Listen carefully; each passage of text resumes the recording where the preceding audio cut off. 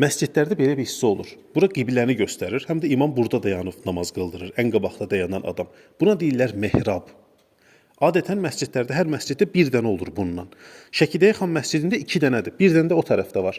Səbəbini bilmirik niyədirsə, yəni buna filan şeyə görədir belə deyə bilmirik hələ ki. Amma nadir də olsa bəzi məscidlərdə rast gəlinir buna. İkinci məsələ minbər. Minbər budur. Piləkənli bir şeydir. Burada imam cümə günləri xütbə deyir. Qalxır yuxarı. Bu xütbələr də hər həftə fərqli bir mövzuda olur. Biraz dini həyatı, yaşayası mövzuda, biraz sosial həyat, məsələn, qonşunla yaxşı davran valideyni və ölümü xatırla, yalan danışma kimi insanları tərbiyələndirəsi mövzular olur.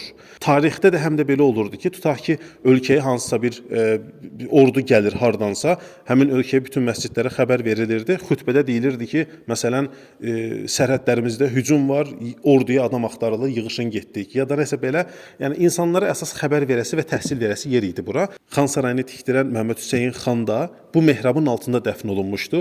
Bu 2 il əvvəl Heydər Əliyev fondu təmir eləyəndə buradan çıxartdılar, çöldə dəfn olundu. Gələndə xan məscidinin içərisinə girib baxa bilirsiniz. Bəzi yerlərdə qazıntılar zamanı aşağıdan bünövrə çıxıb, borular çıxıb, onların üstündə şüşə ilə örtüb qoyublar.